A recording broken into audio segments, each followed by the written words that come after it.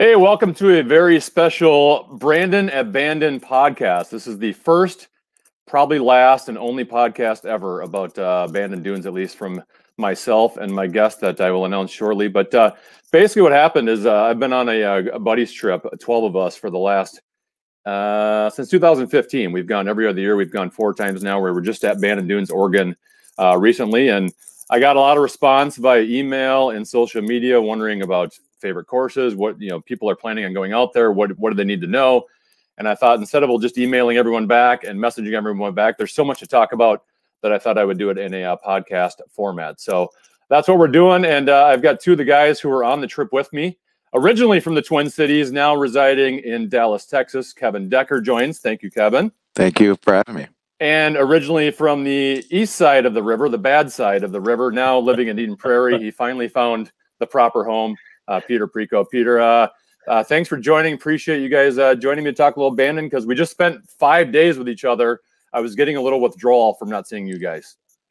No question. Looking forward to it. All right, well, let's talk about Bandon, because like I just said, we've been there 4 times now. We go in a big buddies group. There's 12 of us. We do the Ryder Cup style tournament. It's lots of fun. Obviously, we're all very passionate about it. We'll start with you, Kevin. What is it about Bandon that keeps bringing you back out there? Well, I tell you, it's a great group of guys. Obviously, I think if we decided to go elsewhere, I would go elsewhere only because I've come to enjoy this group so much, and it's quite a diverse group. But we keep going back to Bandon because it's so special. It is such a wonderful epicenter of gorgeous golf in the United States, unlike anywhere else I think that you could find. I mean, the course architecture is unique, of course. The setting is unique. You got now 5 courses plus the short course. There's just nothing like it. And so it really fosters that buddies golf trip and the camaraderie. And there's so much to talk about in between each round. And it's just a perfect location once you take, an entire day to get there. It's wonderful once you're there. Pete, you clearly are good at golf, so I'm assuming you've done a bunch of golf trips in your day. What is it about Bandon that's special and keeps bringing you back? Yeah, it's just custom made for a guy's trip. I mean, the golf is outstanding. That goes without saying. But there's a lot of places in the country and in the world that have terrific golf courses or a collection of good golf courses. And I think what sets Bandon apart is as much the golf as it is kind of everything else they do there. The whole vibe, the kind of the culture, the scene. It's laid back, but yet at the same time, it's the service is terrific. It's just the whole experience that you get off the golf course is almost as much fun, especially with the group of guys that we're with, as the experience on the course. So I love it. I mean, like Kevin said, it's a little work to get there, but once you're there, it's awfully hard to to pick the experience apart. Yeah, you mentioned the travel. Obviously, it's great golf when it's such a remote location that, at least here in Minneapolis, some people in Dallas get direct flights, but for us in Minneapolis, we have to go through Salt Lake City or Denver or Seattle. Then you fly into Eugene and you still have another 2.5-hour drive after that. It's a really great place when it takes so long and, really the entire day to get out there and an entire day to get back. We do a 5-day trip. And fortunately, we save 2 hours going out there and can play, the par 13 course when we get out there. But, just the experience, too, of caddies, and there's no carts and you have to walk everything, and it's a treacherous walk. And it's all golf out there. I mean, you really don't have time to do a whole lot. I always say you wake up, you eat, you play golf, you eat, you play golf, you eat. I know you guys drink, but even past that point, you're kind of too exhausted. You're not going to be staying up till 1, 2 a.m. in the morning, at the bar, because you're so tired and you're going up to, play the next morning at 8 a.m. Yeah, there's no question about that. And you mentioned the caddies, and it is such an integral piece, I think, to having the best time out there. And it's not cheap, but the caddy program out there draws people from all across the country to come out and loop there. And, it's not your 12-year-old donkeys that you're going to get at your local country club. These are really professional guys. I mean, one guy is now caddying for Bryson DeChambeau after having been abandoned. But these guys really know what they're doing, but they're great personalities. And you know, this year we had just an outstanding group that was with us, and that also adds a lot to the experience. Yeah, I don't know even if I could physically carry my bag for 36 holes, or if I couldn't, or if I had a cart or some other option that I'd choose it any other way, because I think there's two things about the caddies. Number one, the courses are there's a lot of sort of inside course knowledge, and if you're out there, you know, you want to play your best golf, and understanding some of the trickery and of the terrain and the areas where you're supposed to hit. There's just so much that they bring to your round that I think really makes it a lot more fun. But then, as Kevin touched on, I mean, the camaraderie. I mean, these people are you know, terrifically outgoing. They got big personalities, and you spend, you know, 10 hours a day with them for 4 straight days, and you start to build friendships, and you know, you're joking around with each other. A lot of the caddies, you know, that we've had over the years, guys still text with going back, you know, a number of years, and request when they come back out. So it sounds a little corny, but you do build friendships with them, and by the end of the round, you know, you're shaking hands and giving hugs, and you miss those as much as everything else. Yeah, I think we've gotten to the point now, being out there 4 times, where, you know, I think I could figure out where to hit the ball off the tee every single time. I know the courses well enough, but even the greens, I clearly I'm not the greatest green reader if you just look at my handicap. But even there's times you get to the green, and I think it goes left to right about a foot, and they're like, no, you got to hit it to the other side a foot. I'm like, you would never know that. They clearly know every, you know, inch of those greens, and I still wouldn't be able to figure it out. We've been out there 4 times. No, and you know, think about Brandon, our last round at Sheep Ranch. I remember on 16, it was playing 125 yards, and they told us to hit it 165 yards. And look, I can add a club for wind, I can add 2 clubs for wind, but I'm never going to say it's a 4-club wind. I just don't have that sense. And sure enough, we all shockingly hit good shots, but that was absolutely the right read. Not all of us. I did not, but thanks. Well, thanks for leaving me out there. 3 of you did. 3 of you guys put it in real life. But we all ended up with the same score, though. That's true. That's very much true. Oh, that's right. Yeah, you just carried the hill, but it was safe. But without the caddies, nobody hits the green. Nobody's hitting the green on that thing. So. And some of those courses, I mean, we've you know, you 4 times, I guess, 6 rounds a time. I mean, so that's, you know, you've played some of those courses, I guess not each one individually, but, you know, 25 rounds we've had out there. And even still, going back next time, I can't imagine trying to mentally dissect some of those holes without the caddy's help. It's the greens are number one. I notice it the most on chipping up approach shots into the green. The pin's over here, but because of, you know, all of the character in the greens, you have to aim over here for your chip. And if you execute, sure enough, it does, you know, do this crazy roll and get close to the pin. And, you know, if I was up there just trying to fire away at the pin, you hit a good shot and it end up, you know, a ways away. And you know, it makes you frustrated if you're grinding, or in our case, losing a match that we had going. But it's a big part of the experience. And like, you know, Kevin said, it costs money for sure, but it makes the experience something special, I think. All right, before we get into, I kind of want to go through each golf course, because for those of who don't know anything about Bandon Dunes and have just kind of come across this podcast, you know, they have 4 and probably 5 now with Sheep Ranch added in 2020, but for sure 4 top 20 public ranked golf courses in the country, and a par 3 course, which is by far the best I've ever seen, in Bannon Preserve. So we'll get to each one of those individually. But before we get to that, we'll begin with you, Peter. What are kind of some things that are like must-haves? Like, what are something like people need to know? Like, for me, I would say, and I didn't know this until the last trip. I don't know why I went the first couple trips without this. You need to bring a sandwich baggie with you to put your cell phone in and your wallet in when you're on the golf course, because here in Minnesota, where you know, 2 of us now live, you know, if it rains, we're not playing. You know, maybe you're playing through a sprinkle, or, you know, you're playing in like a tournament or something. You might play through it, but for the most part, if it rains, you're not out on the golf course. Whereas at Bandon, you are playing through everything, every sort of weather condition. And we've seen it all with, you know, bad wind and a torrential, you know, rainstorm the entire time. So that is the number 1 tip for me, is you need to bring a sandwich baggie to bring your cell phone in and your wallet in, so those do not get wet. What are some tips from you, Peter? Yeah, I think the biggest, which we experienced, and I know Kevin and I joked about in the round that we experienced some rain in this year, would be rain gloves. Yes. It can start raining, and as you said, Brandon, they're not going to take you off the course because it rarely thunders and lightnings out there. So you can keep playing, and it'll rain a little, it'll rain a lot. And you may have rain gear that'll keep some of the rain off your body, but at the end of the day, your body can be as dry as you want. But if you can't hold the club because it's so wet, your grips are so wet that it's flying out of your hands, it makes the experience pretty miserable. So the first time I bought rain gloves was when we started going to Bandon. I'd never owned them before, in part because, like you said, you wouldn't play here in the Midwest in that weather, but that would definitely be one. And then you were smart enough to have rain gear and then not actually have it out on the course when it was raining. That's Bandon right. Dunes. Me too. Smart move. That's right.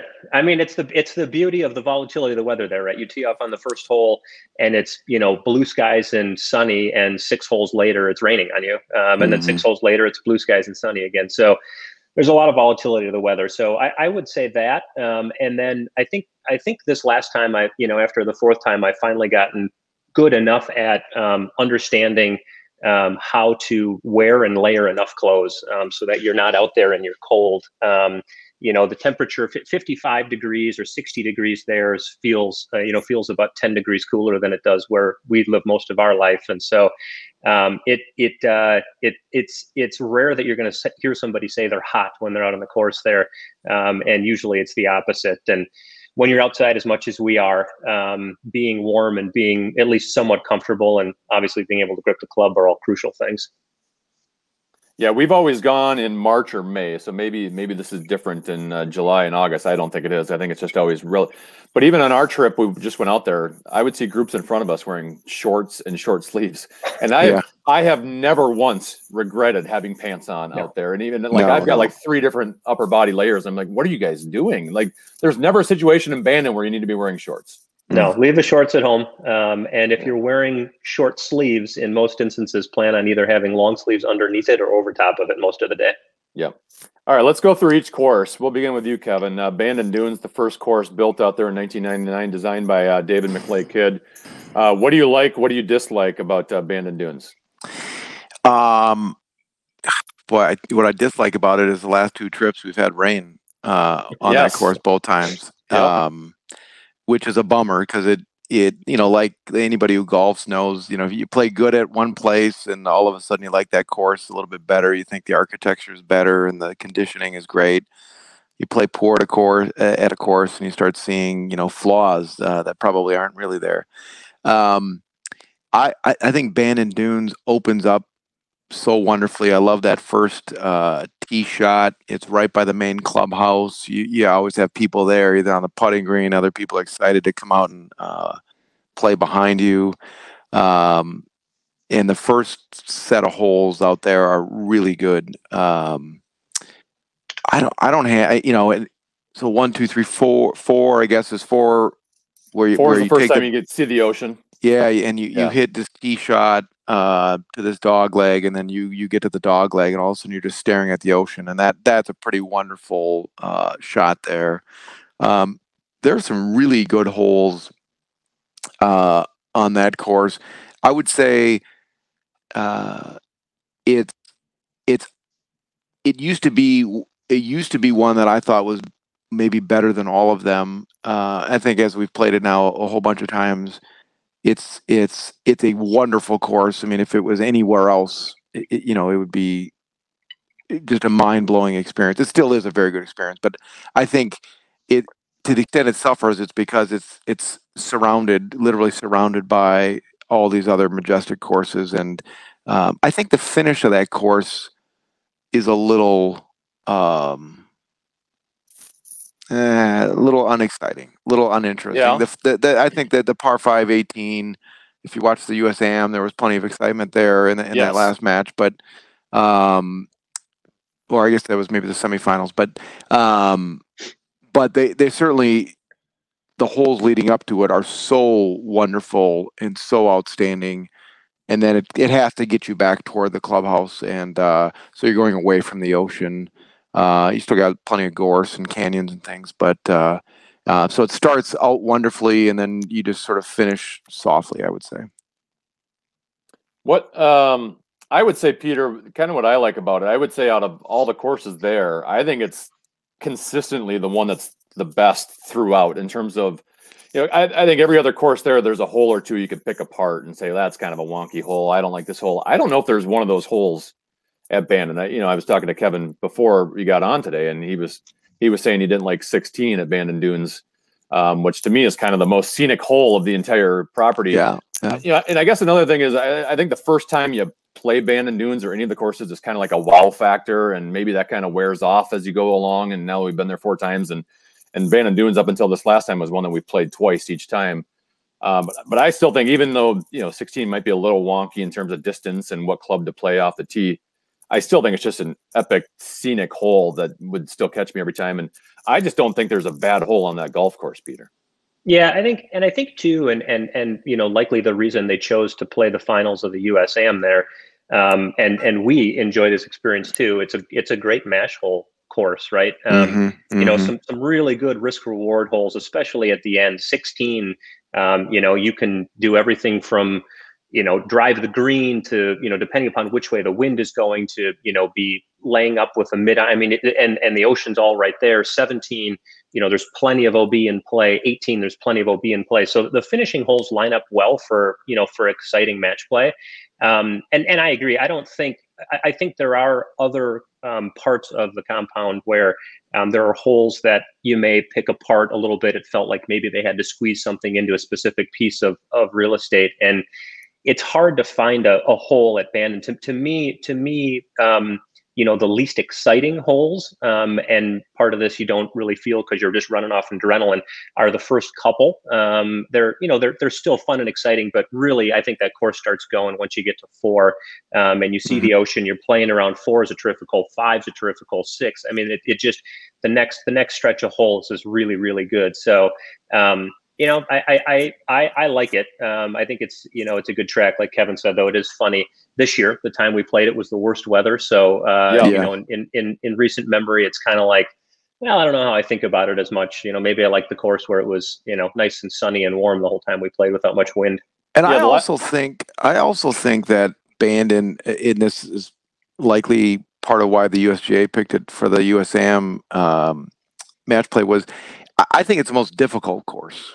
All the courses can play more difficult, obviously with the wind as it gets whipping up there. But I think those holes are the most difficult. And one thing, as I previewed to Brandon offline, was 16 is a majestic looking hole. You're, this cliff and the ocean's right there. It's unbelievable.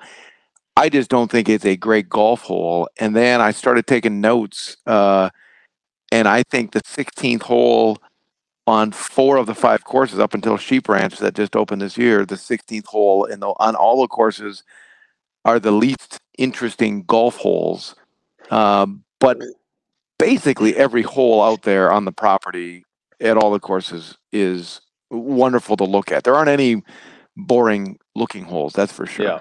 Well, Peter mentioned the difficulty of the golf course. And I think a lot of it stems from, I think the par 3s there are extremely challenged. You start with number 2, where you usually got to hit a long iron uphill, and it's got, the false front at the front of it. And then, number 6 on the ocean is kind of a pretty narrow green to hit at, and there's not a lot of margin for error.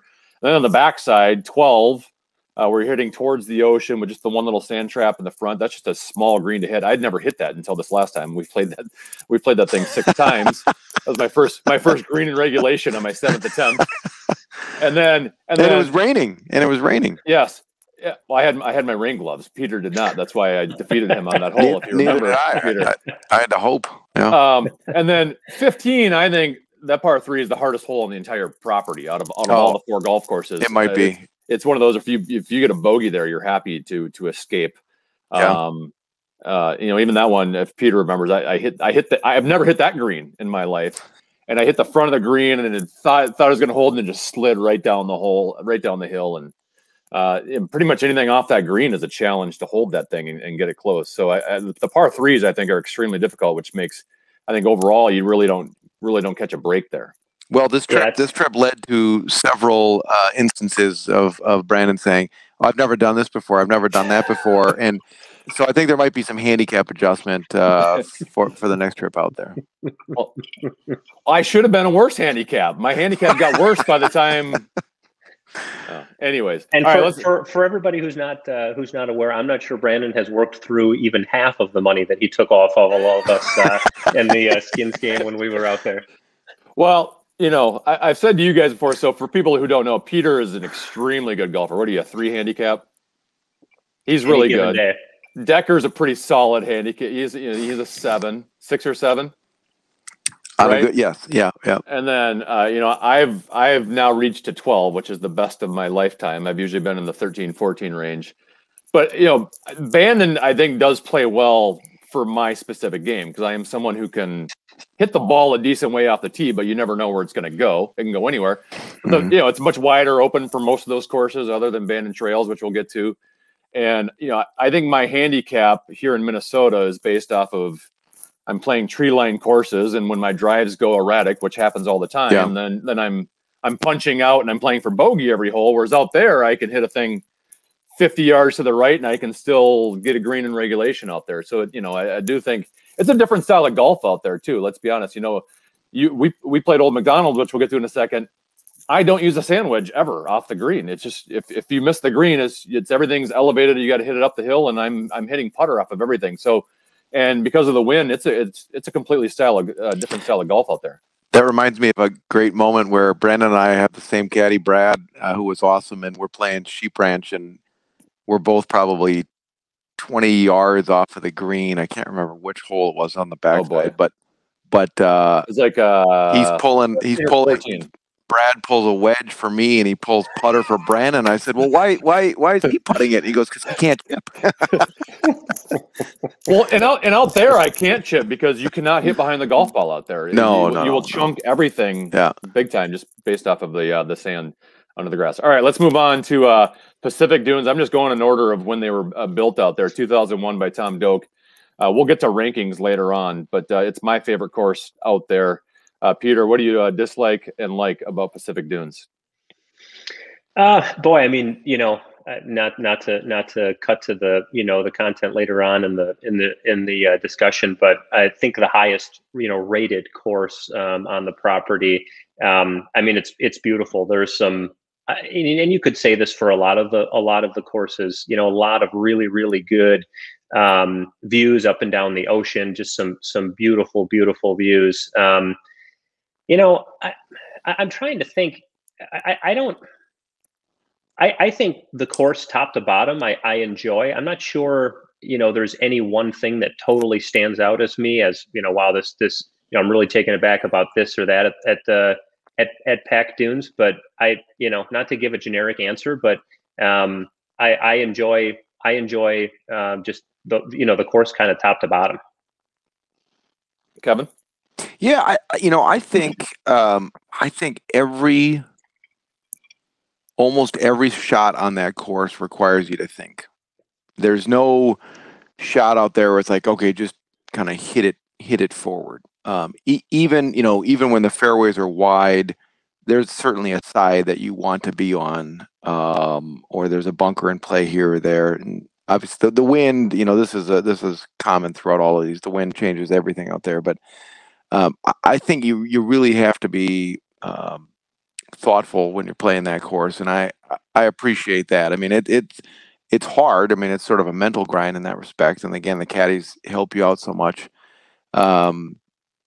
I came around to thinking Pacific is my favorite course, and I, again, don't mean to jump the gun here, but it just doesn't disappoint on any of the holes, whether they're inland or they're on the ocean. There's one hole that disappoints, but we'll get to that. Well, yeah, and you're probably going to 16. Okay, this is the Kevin Decker theory of the 16 holes. The number 16 holes at the courses are weird. 16 is an odd hole, but it's still sort of a beautiful hole. And sure.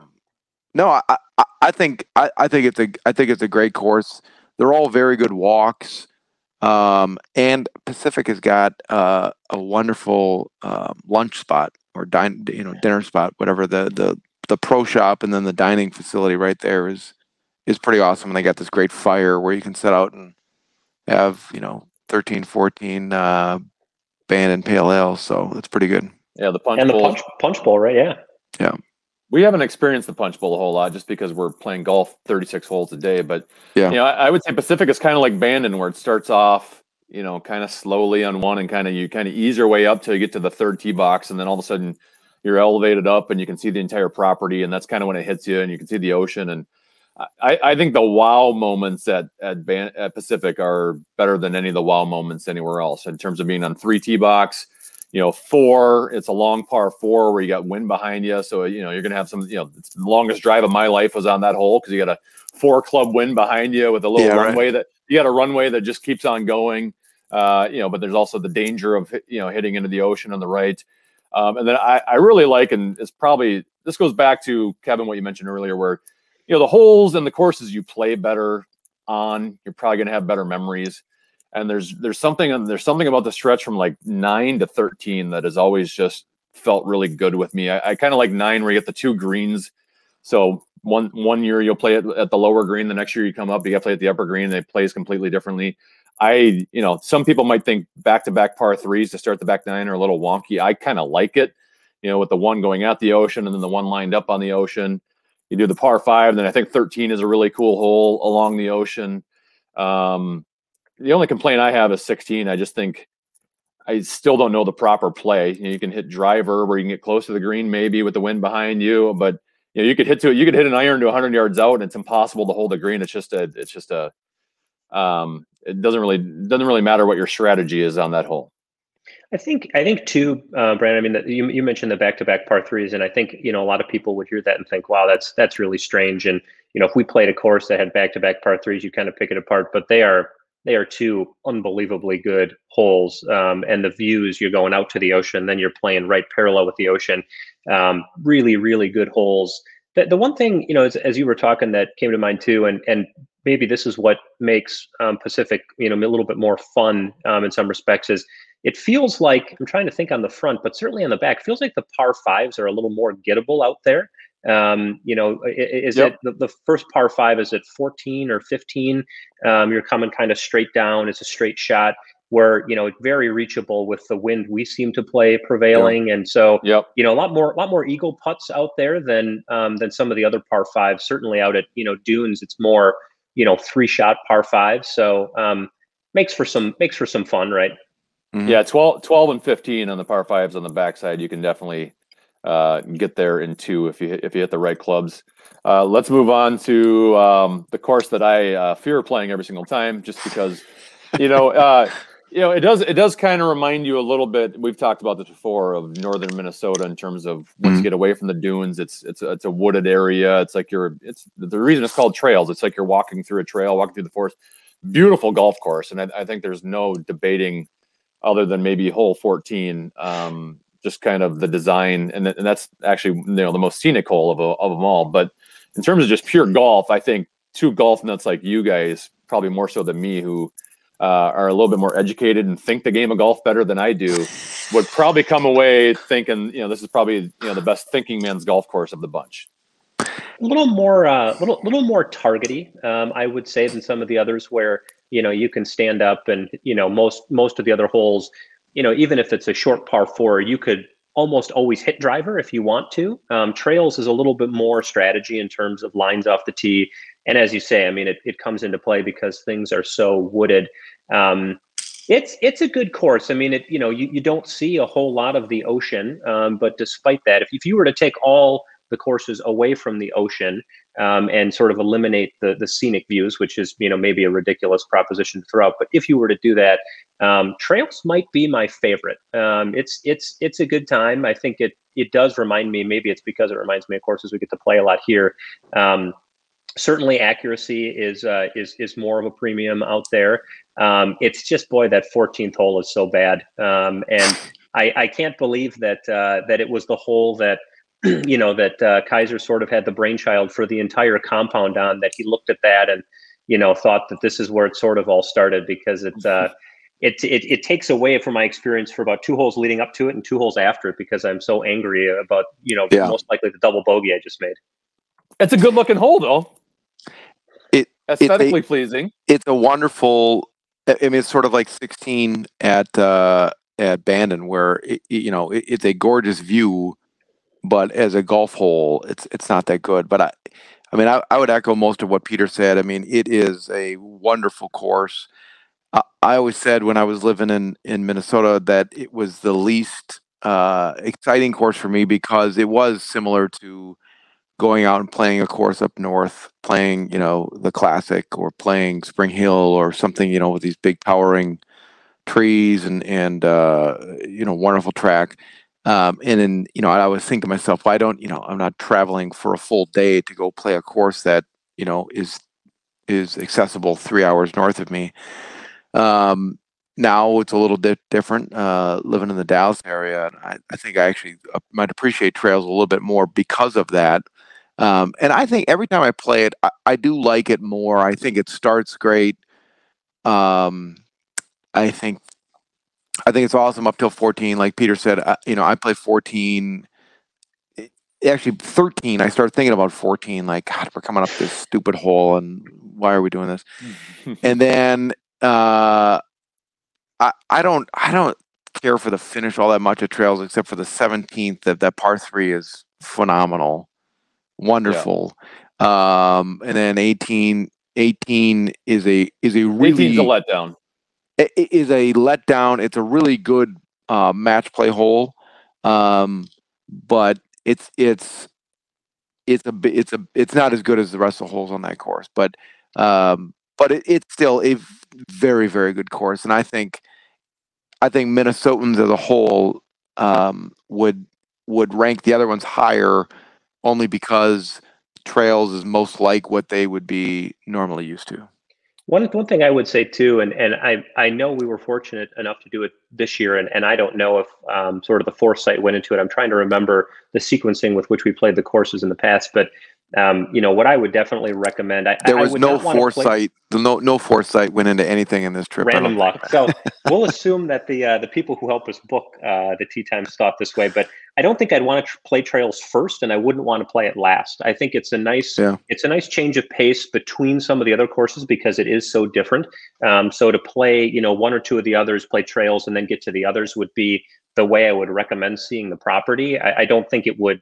And we'll get to it, but seeing a place like Sheep Ranch on your last round is really a pretty neat experience, or Pack Dunes, or even Bandon Dunes with the finishes that they have. So I think some of it goes sort of into the order that you'd elect to play them.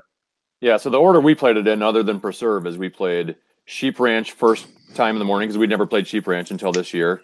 Bandon Dunes in the afternoon. Then we played Pacific Dunes the next morning, Bannon Trails in the afternoon, and then Old Macdonald in the morning, and then Sheep Ranch, our last round of the afternoon. And I thought it was perfectly laid out the way I would have said, because both Pacific and Old Macdonald in the wind can be a little tricky. We played both of those in the morning. I think Trails is the perfect one to play in the afternoon, because it's a little bit more guarded by the wind just because of all the trees. Sheep Ranch, we got the experience both the morning round and the afternoon round of completely different courses based on the wind. And then Bandon Dunes, we didn't get to experience it this time just because it was the worst fog I've ever seen out there for the first six holes. Yeah, we couldn't even see where we were hitting the ball, and we were playing on holes on the ocean and couldn't see the ocean. We could only hear it. But typically, Bandon Dunes is one of those I love to play in the afternoon just because of that beautiful sunset on 16, Kevin. It's a gorgeous, terrible golf hole. But back to trails. I forget which one you made the point. All the 3 other main courses until we finally saw Sheep Ranch, they kind of just ease you into the round, right? Where the first holes on Bandon Dunes, Pacific Dunes, Old Macdonald's not the sexiest holes. Even the second holes aren't the greatest holes. I think trails, you kind of get right into it where it's a good hole. Then you get the par 3, a very difficult par 3 on the second hole. Kind of the only letdown is 14, and even 18. By the time I've gotten 18, I'm just physically beat down to begin with. So maybe that's why I'm not enjoying that hole, because I just don't care about that hole by the time I get there.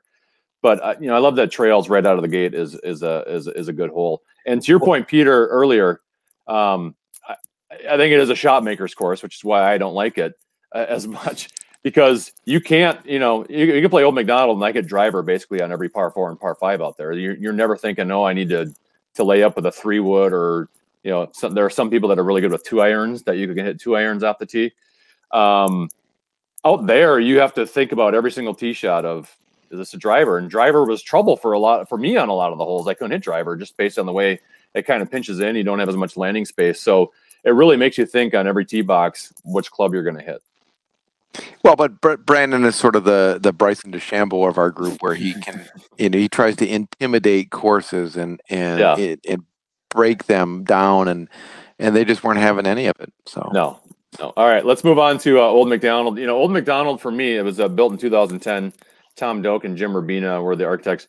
The first time we ever played Old Macdonald, I shot a 108 out there, and I was absolutely miserable. Every round since then has gotten a lot better, and I think I've been in the 80s every round since then. And so it was one of those where we got off to a really bad start, a bad first date, but I gave it a second chance, and now I'm kind of married to it a little bit. Old Macdonald was that's what your wife says also, by the way. Yeah, yes. It was one of those that I hated out of the get-go. I didn't ever want to play it again.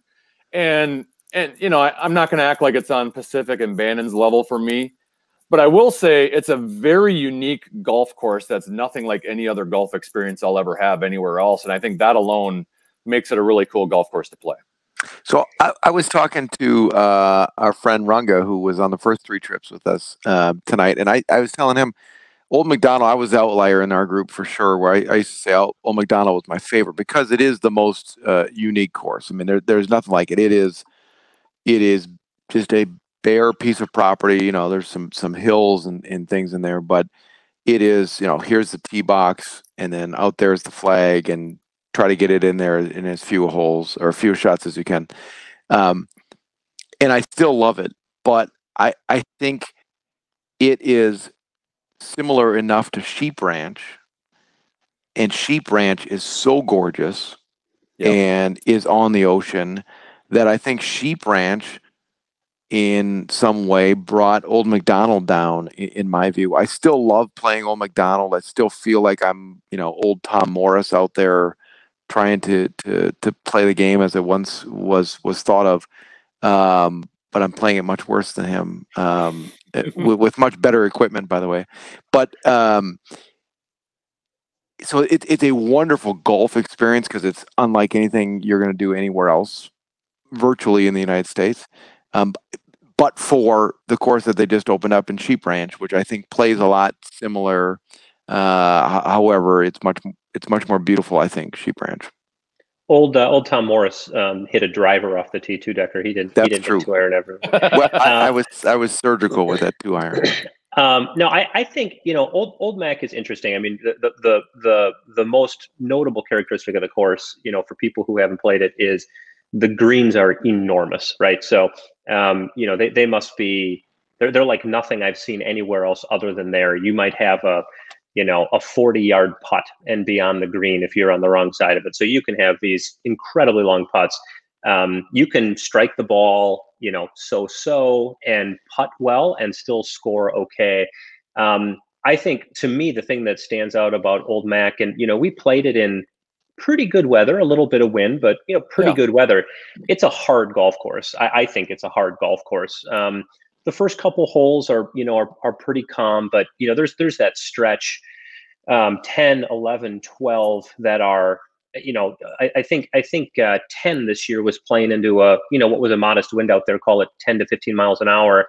It must have been playing like 550 or 600 yards. Kevin, I remember you made a par on that hole, and it felt like an eagle. It might be the best hole I ever played in my life. Yeah, so there are some really, really hard holes out there. It's funny when you ask the caddies, and it's interesting because everybody has a little bit of a different perspective about which course they like or what they do and don't like about different courses. But a lot of the caddies don't like Old Mac. I don't wonder if it's because for them it's not as much fun to caddy for a round where somebody's really struggling. And my guess is, if you get struggles going on any of the courses out there, you can really amplify your problems at Old Mac quickly. It's tough. I mean, the designer Doak is known for making tough courses, and It's there are just not a lot of birdie holes out there. And it's if I guess the first handful of holes, but it gets tough in a hurry. Yeah, just like the other courses, the first 2 holes I think kind of start out pretty blah, and then once you get to 3 and you got the ghost tree and you're hitting a blind shot into by the way, a massive fairway. I think that's where it kind of picks up steam from 3, and then 4, even though it's difficult. The 4th hole is very difficult, a long par 4. Well, especially for you this year. Yes, yeah. It only took me 8 shots on that hole. Thanks for reminding me of my quad, followed by a triple on the next hole. But I don't think your tee shot advanced past the ladies' tee, but it did not. We won't talk about anything else. I don't think my second shot did. Yeah, it was not good. I still have scars. Thank you for bringing up that trauma. But I think it is as we're talking about how difficult it can be. I still think it is an enjoyable course, even when it's playing so difficult and it's beating you over the head, because the challenge is unique. The shot you're looking at is different than anything you've ever done before. And yeah, you might make a par and you feel like you made an eagle, or you might make a bogey and you feel like, God, I played that hole as well as you could play. And so I do appreciate that about it. But yeah, like I said, from 3 and then 4 and then the short par 3 on 5, I think is a really great par 3 for its length. And 7 going up the big hill with the gorse on the left and trying to hit that green. And then you finally see the ocean up there. I really like the stretch from 3 to 7. To what Peter was talking about, the middle holes, I think that's where this course is kind of where it puts it for me lower than the others. Is from 8 to 13. I don't think there's too many golf holes there that I enjoy playing. I think once you then get to 14, that short par 4 up the hill with all the sand in the background, the sand on the left, which Kevin, you're very familiar with. I'm still picking it out of my hair. I really like from 14 all the way into the clubhouse through 18. So it's kind of just missing that one big chunk in the middle for me that really kind of elevates it up towards the other courses. Yeah, you got to get enjoyment out of the challenge, right? I mean, you have to come to that middle stretch, seeking and finding enjoyment out of some tough golf holes and trying to score on them. Because if you're looking for the course to roll over and give you something, you are not going to find it in that stretch of holes. Let's move on to a course that I think Kevin likes a lot. That would be Bannon Preserve, 2012, built by Bill Core and Ben Crenshaw, and it's an all par 3. It's 13 holes, par 3. And Kevin, you mentioned this on the trip, and I 100% agree with you while we were out there. That's always the first course we play, and we'll talk about your hole-in-one in a minute. And I know you're eager to talk about it. Wait, I understand there's an asterisk around the hole-in-one now, which we maybe have to come back to. We'll get to that in a second. But out of all the courses, we always play that. We have a long travel day out there where it's 2 flights. You drive for 2.5 hours, and we always have Preserve set because of the 2-hour time difference for 5 o'clock round. And we play with 2 sixums, and we're keeping the best 4 scores. And to Kevin's point, like, that's the round out of all of them I'm the most excited for. One, it's the first round. You've made the long trek. Like, it's just a fun golf course. Yeah. You're playing. One hole is 50 yards and one hole is 80 yards. But obviously the scenic and the hole number 9 I think is great. It's got some outstanding par 3 holes out there. But to me, it's just the one hole where you can kind of just let loose and relax and just have fun at, and not like get too involved with your golf score. Well, let's not sell it short. I think it's a challenge from beginning to end. It is a challenge. And there's only one really short hole there, right by the turn. That's like what, 80 yards, 75, 80 yards. No, there's one that's like 50 where you're hitting into the hole. You can't even see the pin. The bottom of the pin. Yeah, you're hitting it over the mound. You're hitting like a little. That's what I'm talking about. That's the shortest one. But I don't know that there's another. Hole number 3 was like an 80-yard shot. I guess if the pin was back farther, it might be longer. Okay. But yeah, I'll grant you. That was probably short, but it's not like it's a little pitch and putt type of a thing. I mean, some of the holes, I think, and I would say this well before I hit, the majestic gap wedge on number 12 that just took off like butter. But, hit that tree. But it has got some of the best par 3s you could ever play. I mean, but for all the other courses on the property, I'm telling you, if you went out there and you played that course, you would play some of the best par 3 holes that you've ever played in your whole life. And I'm a lover of golf. I don't care if it's par 5s or it's par 3s or 4s or whatever. I love good golf.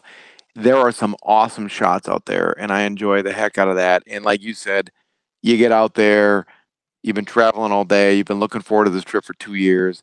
It is such a fun time. It is certainly a can't miss in my book. And I said this every year after the first year we went there. I think you've got to play that course. Yes. When you're out there, it is so spectacular. We've talked about trying to play it a second time one of these years. Yeah. Almost like as a way before you leave for the trip to come home. Yeah, I think it's our itinerary, the way that it works. I think it's an awesome way to start the trip. It would be a great, if you had somebody who said, I'm out there, but I don't know that I want to play 36 holes. It's too much golf. You play one of the courses, and then you're looking for something to do for an hour or two to slide that in after. It's just so much more of a relaxed environment. People are hooting and hollering and having fun, and it's good. I mean, there are some shorter holes out there, but there are some holes that are, I think if memory serves, I think there was one that was at least 160, 165. So it's not like you can walk it with a sand wedge. It requires some more firepower from that to get there. And the greens are good. They're not, they didn't just mail it in on the greens. No. So, making pars out there on these holes, even though they're, some of them may be on the shorter side, is not easy. So it's a fun, I mean, it's one of the things that just is perfect about sort of, we're talking about earlier, sort of the culture there and the environment. It's such a cherry on top in terms of making that place what it is.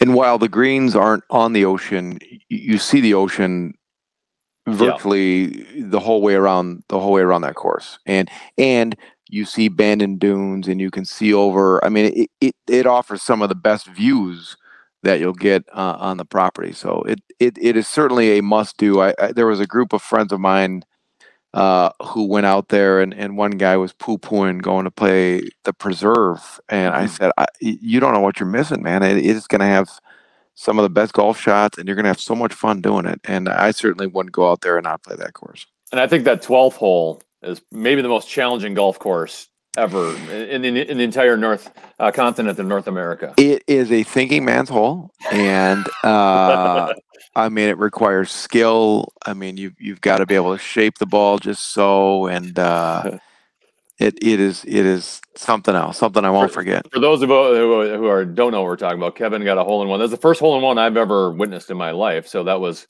enjoyable. Now let's talk about that hole-in-one, Kevin.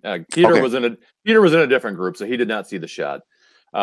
But I did. He heard the shot. I guarantee sure he heard the shot. You know what? I don't know if he did hear it because the ball went in, and only two of us were like, I think that just went in. Like it was, it wasn't one of those hole-in-ones where the ball hits the green and it rolls and you see it slowly moving up to the hole.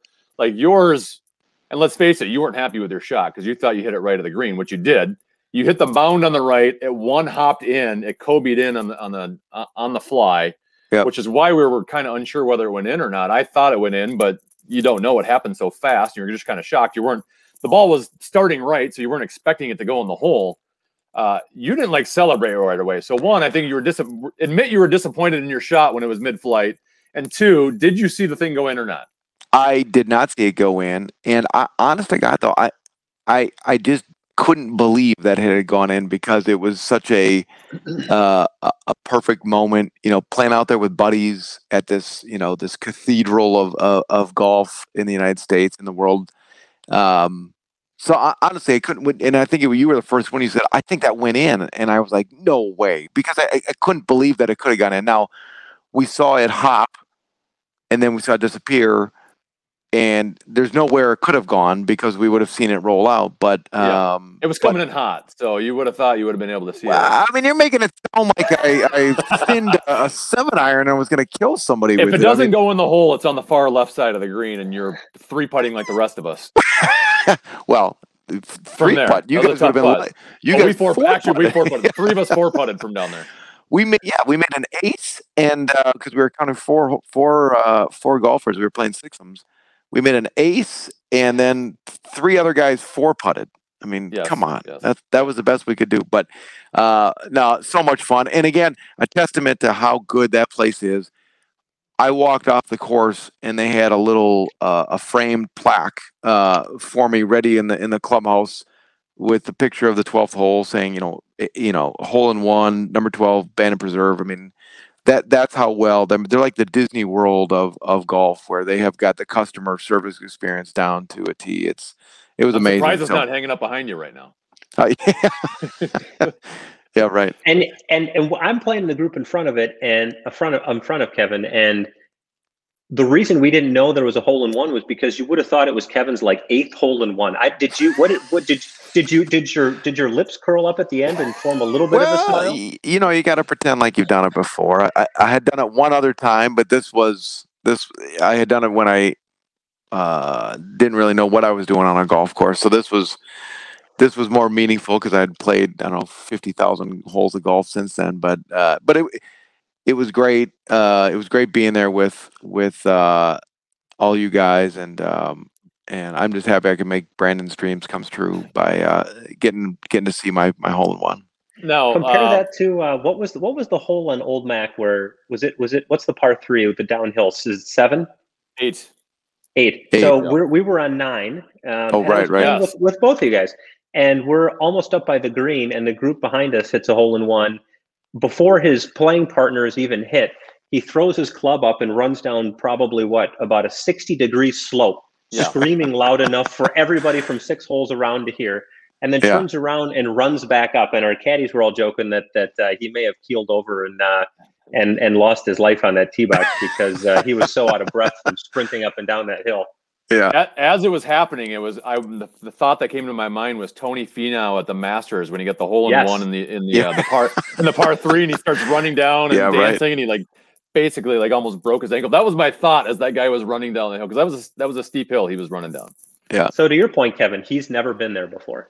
He's not. No, you got to have a little bit more class, and I wanted to do it right. So I think half the problem is I was 95% sure it went in, but I wasn't 100% because it happened so fast. And even as we're walking up, all of a sudden you see the valley and the green. I'm like, well, it's possible it might have just been hiding under the valley and we didn't see it. I thought it went in, but I wasn't 100% sure. So I didn't even think you got excited about it until you looked in the hole. Well, I just, I'm a Minnesotan at heart, and I didn't want, I couldn't believe success had just happened, right? I mean, this was a lifetime of disappointment that was reflected in my attitude. Now, there are some that say that doesn't count as a hole in one because you got it on a par 3 course. Peter, where do you stand on this?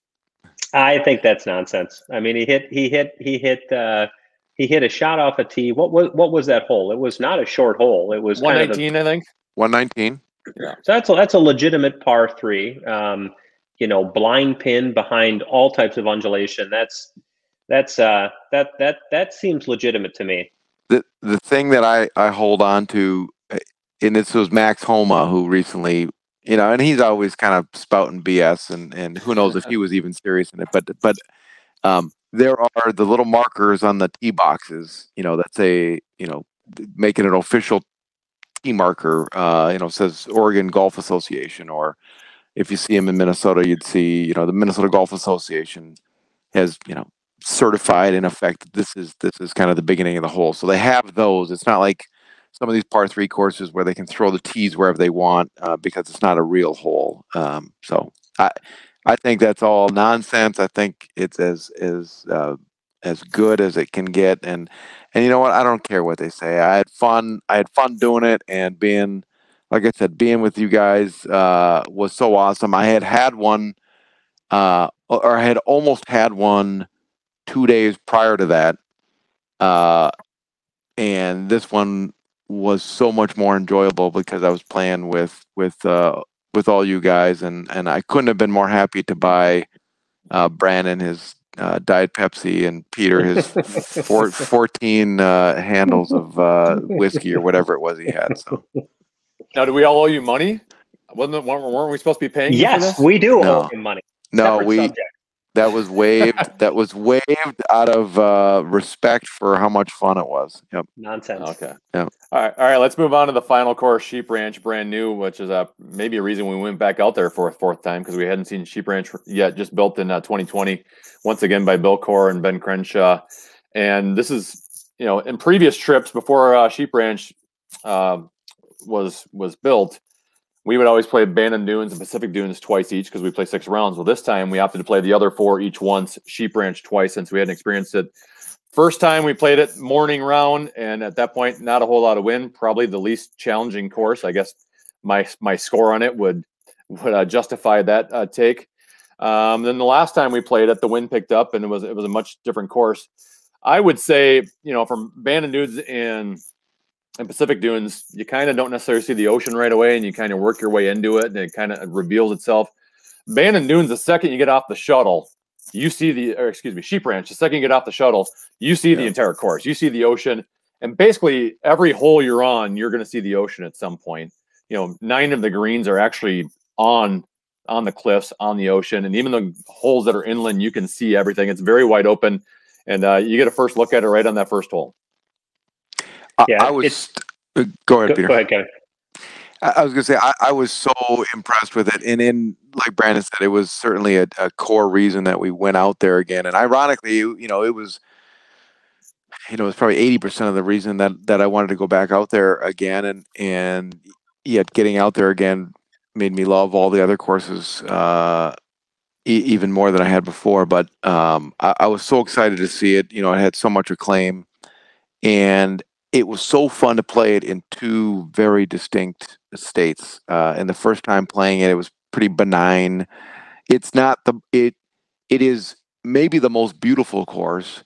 It is not the most interesting course, except for when the wind picks up. And then all of a sudden, it's got these teeth that, make it such a challenge. And I think the green complexes are great. The teeing areas are great. Again, I don't think there's any bad or boring or thoughtless shots out there. I mean, I think you're always trying to figure out where I got to put this thing in order to have a nice opportunity on the next shot in.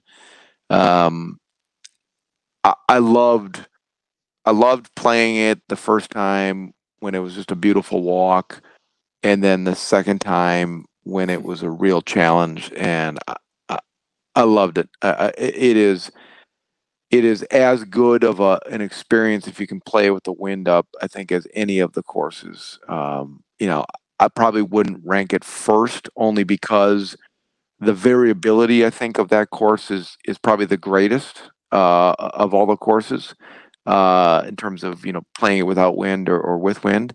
But with wind, it is a marvelous golf experience, and even without wind, it's still phenomenal, and you're going to enjoy the heck out of it. But with wind, it is spectacular. Yeah, it's unbelievable. I mean, I think I've been fortunate to play some great courses, down in Monterey. Here we go. Well, no, you think about just ocean views, right? And the fact that by the back 9 of Sheep Ranch, you start to take what you're seeing for granted because you've literally seen it for almost every hole that you've played up till that point in time. Usually courses that are on the water like that, you're going to get a stretch where you're inland or you can't see it as much. It's like you said, Brandon, it is there all the time, everywhere. It's just unbelievable. I do agree with what Kevin was saying. The course itself, it's drastically different with and without wind. I think of all the courses, if you took wind away from all the courses, I think Sheep Ranch is probably the easiest course. Clearly there were certain green complexes that they were trying to preserve so that they could have them on the water, on the bluffs. And so they were sort of extrapolating holes from those green complexes. And there are a number of par 4s that are, between 325 and 350, 375, where if you hit your driver like you do, Brandon, it's, drive the green or drive straight. hit a drive and a little flip wedge. Now, when you see it with wind, it's, it was easily, 6 to 8 shots harder when we played it in the afternoon, and you saw some of the teeth of it. But it's a great course. I mean, I'm glad we went back. We had been seeing it all the way back from 2015. The caddies would point it out and explain it to you and show you some of the greens from the different courses that you could see and just talk it up and talk it up and talk it up. And so it was, if it's the last time we go to Bandon, I don't know if that's the case, but if it is, I think it was worth it to go see it, because it's a pretty special piece of property. And, you go out there in part so that you can be on the water and you can experience this unbelievable piece of land that they have. And the sheep ranch is just sort of the pinnacle of that experience in some respects. Well, I got to play with Brandon both times too. And I got to hear the caddies say, "Oh my God," in so many different ways, both, adulation, like, he pummeled a couple of drives just short of the green, that were truly mind blowing. And then others where you couldn't believe that a ball could curve that much in the air and still end up on the same planet. So that was a real treat as well. Yeah, thanks for reminding me of all those. It's the best opening hole by far on the entire property, and maybe one of the best opening holes I've ever played, period. Of the par 5, you hit your drive, and then once you go to your approach shot, that's when everything opens up and you see the ocean. And even though a lot of the holes are built with the coast and the ocean in mind, I think their inland holes are pretty darn good there. Even though the par 5 with the little bottleneck going up to the green, I think that's like 11, even though it kicked my rear end pretty good. They have some like cool interior holes that, even though you can still see the ocean, you're not on the ocean. It's not just about being on the ocean the whole time. Now, I wasn't super impressed with the front 9. I think 2 is kind of that short par 3, hole number 3, where the first time we played at Kevin, we played at 90 yards. I think it was a little bit wind the next time, maybe played at like 115. Kind of the par 3s on 3, 5, and 7 don't do it for me a whole lot. Once you get to 9, I think from 9 on, it's an exquisite golf course, and other than maybe the 18th hole, which that's a whole other thing that probably shouldn't be a par 5, but 16 and 17, where you get the ocean on the left side, but you also have the cool ghost trees. I mean, I really like the back 9. Front 9, I'm just kind of meh on. I think it's the only course on the property that doesn't have a weird 16th hole. So that's what I'm going. I'm gonna ride that. It might in the future, because apparently the grass is falling apart. That's true. Like the land is falling apart. They can't, because that's the hole that has gone viral for the gal who used a putter to hit a hole in one on the hole, and I think you can't even attempt that shot anymore because the land is falling apart. Right. It's falling off the cliff. Right. One, and I don't know the exact number. I'll get it wrong, but there was something like before they built out the rest of the course, there was something like 10 or 12 greens that you used to be able to go and sort of play a pitch and putt out there before you could go drop balls and hit out to these unbelievable views and sort of majestic looks. And so I think that's where, you think about where sort of they kind of squeezed 2 and 3 in. It felt a little bit like, I have to believe the third green was a pre-existing green. It's on this, because it's connected to 16. So it's on this beautiful piece of land. And so they had to squeeze something in there. Right. And when you talk to the caddies about which holes were sort of original and which ones they kind of worked into the land that they had available, that's where I think there are some holes where it gets a little, like I said, if it wasn't for the ocean views, which, obviously this isn't the case, but hypothetically, if it didn't have it, there are some holes, and the par 4s are the most memorable for me, where, especially without the wind, if you hit a good drive and you have, 40 yards with a sand wedge in, it's still not an easy, pitch and a couple of putts, because there's plenty of character in the greens, but you're not going to, if you take the wind down on the other courses, I don't think you're going to experience quite as many easy holes as you would on the Sheep Ranch. All right, before we get to rankings, and I'm sorry I've kept you this long because I told you I was going to go 45 minutes. We're already well past an hour. Best restaurant and best food on the property. Kevin, go. Best restaurant, much to your chagrin, I would say Trails. Trails has got a lot of flavor and a lot of spice, and so you can't find anything to eat there, but I think Trails is great. And the best meal, obviously, for you is the meatloaf at McKee's, because you ate it twice. I did 2 nights in a row. 2 nights in a row. I love it. Peter? I would say I like Pack Dunes. They've got a little bit more sort of seafood on the menu, which is good. Something we don't get a ton of in the Midwest. So I'd probably go Pack Dunes. They had a great grilled cheese. I don't know if you had the grilled cheese for lunch. They got some good stuff for me. Oh my God, with the peppered bacon, I'd have that again. Yeah, I mean the food there, and for people who haven't been there, the food there really top to bottom is unbelievable. And there's such a wide spectrum. You can go to a place like Trails where you can get a little bit more unique things. You can go to McKee's pubs and just get, you know, bar food, but it's terrifically prepared. So it's a good experience top to bottom. I'm trying to think of my favorite thing. You know, I'd probably lean towards McKee's too, just because of the casual atmosphere. I'm a big Buffalo Wings fan. Their wings are awfully good, so I might go the wings at McKee's. Your chicken pot pie looked pretty good. I've never had that there. Yeah, I mean it was interesting. I was teasing the waiter about it because it literally was big enough to serve 3 grown men, and Yes. there had to be at least 4,000 calories of pot pie on my table. And I asked the waiter, and you know, he said, "Well, you know, Mr. Kaiser doesn't like people to go home hungry," which is the biggest understatement ever. It's obscene quantities. You're certainly not going to leave there with the hunger in you. All right, let's talk apparel. Peter, best logo, best pro shop. I'm a big fan of Trails logo.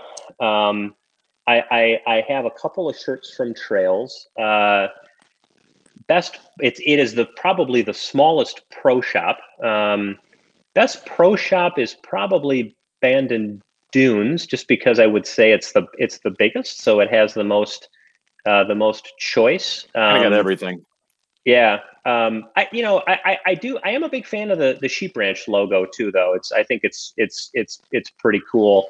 But you know, a lot of the pro shops, I would say, other than I'm trying to think about this, but other than Dunes, which is a much bigger pro shop, most of the other pro shops are around the same size. Yeah. In terms of options. Yeah. Mm-hmm. Best logo, Kevin? Best logo is Bandon Dunes. I think that's the most the puffin is the most memorable. I think it defines kind of the whole resort. I love that. And then the pro shop, it's Sheep Ranch. There's not even a question about that. I mean, it's the clean lines. It's the most modern. It's just you walk out of there with just a great feeling. Well, just beautiful views. Beautiful views from there too. It's a gorgeous pro shop. Speaking of logos, one that I felt like was much more prevalent this time than in the past was that old Mac. It felt like it used to be the M, and now they have a lot more of the tree logos, which is pretty cool. That's my new favorite. Yes. Yeah, yep. I like that. And was it you, Brandon? Somebody was telling me that one of the caddies sort of that they like took a picture and patented that logo. Really? So it came through. I forget who was telling me. One of the caddies was involved in sort of making that, you know, part of the you know, their apparel system. It's by far their best new logo there. No question. Everything, I could buy any hat, t-shirt, golf shirt there that has that logo. I think that's awesome. Yep. It's my favorite tree ever made. So, all right, finally, let's get to the rankings. Kevin, we'll begin with you. And as we speak, I don't even know where I would exactly rank mine, because a Sheep Ranch has kind of thrown a wrench into. I don't know exactly where to put Sheep Ranch, but how would you rank? Taking Preserve out, because you know that's your favorite course now. It is. It's the most challenging. Certainly the 5 18-hole courses.